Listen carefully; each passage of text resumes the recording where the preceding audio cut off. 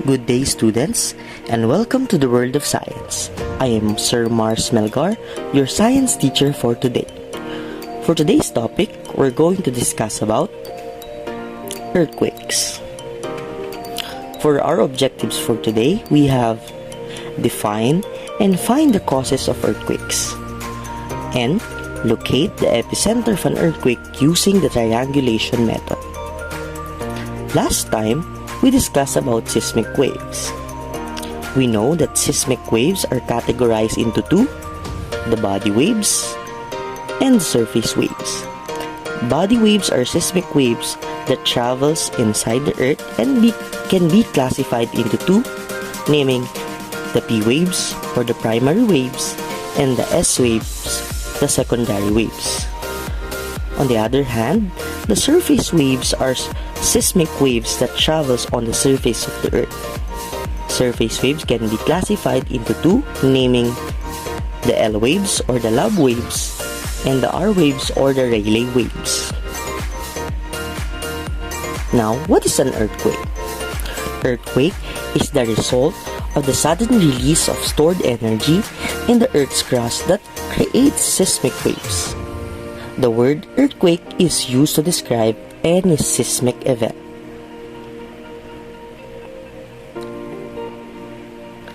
Earthquake has its own parts. Let's discuss it one by one. The first part is what we call the focus. If a tectonic plate starts to move, it will release a tremendous amount of energy. The origin of this movement is what we call the focus.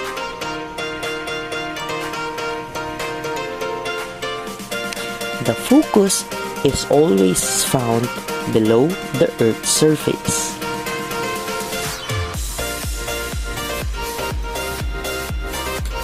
The focus of an earthquake can be classified into three.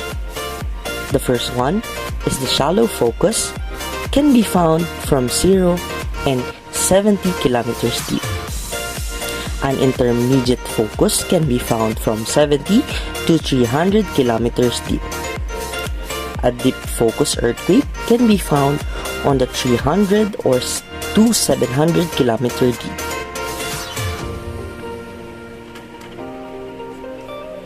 Among the three, the shallow focus earthquakes are usually of large spread, causing greater damage at the surface of the earth or the earth's crust.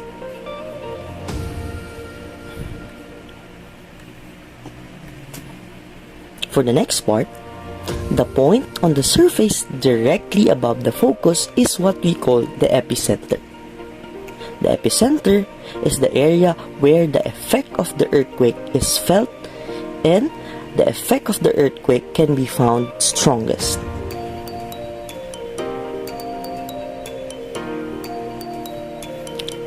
The energy from the focus is carried by the seismic waves until it reaches the surface or the epicenter.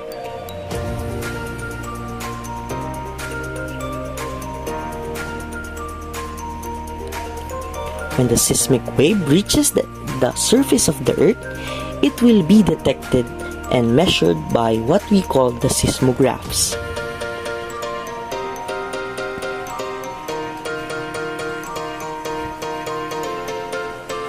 Now, to find the epicenter of an earthquake, there should be at least seismographs in the area. Each seismograph should be on different locations.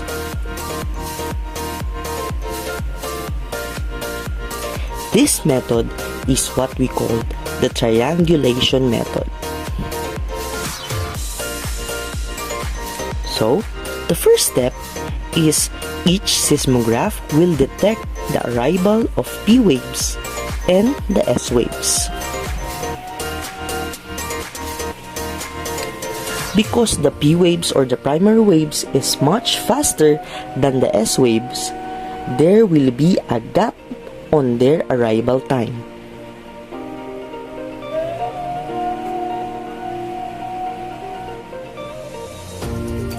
The gap between the arrival time of the primary waves and the Secondary waves will be the distance of the radius of the circle from each seismometer.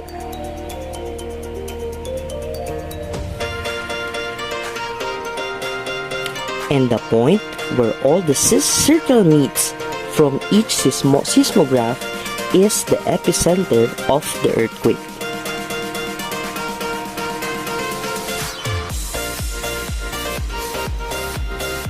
Again, here is an example of a triangulation method in finding the epicenter of an earthquake.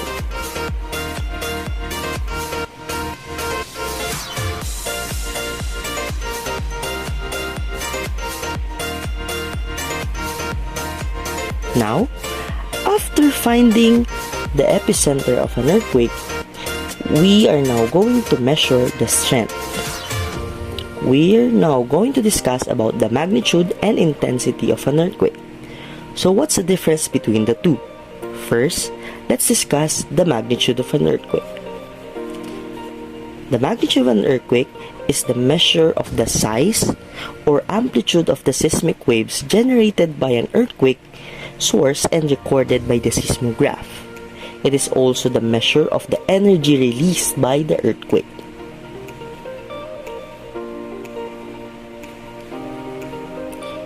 Here an example of a seismograph.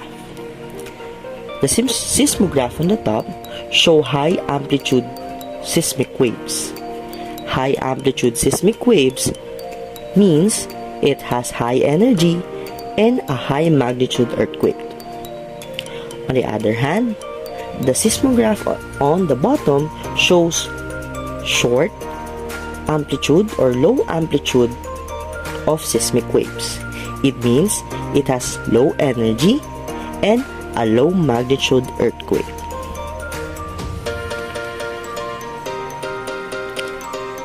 Magnitude is measured using the Richter scale. It is made by a seismologist named Charles F. Richter. So a magnitude 1 to 3.5 earthquake are not felt but recorded. An earthquake with a magnitude of 3.5 to 4 are felt but rarely causes damage. An earthquake with a magnitude under 6 has slight damage to strong buildings. An earthquake with a magnitude of 6.1 to 6.9 is destructive to 100 kilometers.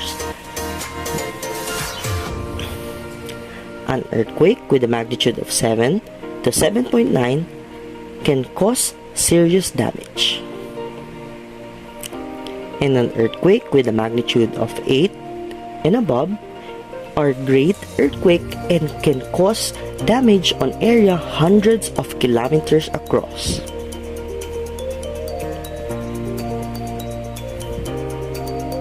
On the other hand, intensity is characterized by considering the effects of the shaking on people, on man-made structure, and on the landscape. So it means intensity measures the effect or the damage caused by the earthquake. Intensity 1 earthquake is not felt by most people. Intensity 2 is weak and felt by few people. An earthquake with an intensity 3 is also weak and may be felt like a passing truck. An intensity 4 earthquake causes dishes, windows, doors to be disturbed. An intensity 5 earthquake, some of the dishes, windows are broken. An intensity 6 earthquake causes some heavy furniture to move. An intensity 7 earthquake can cause some building damage. An intensity 8 earthquake can cause chimneys to fall and heavy furniture to be overturned.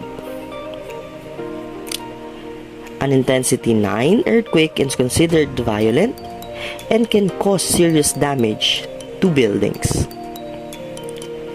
And an intensity 10 earthquake is considered extreme, and most masonry and frame structures are destroyed.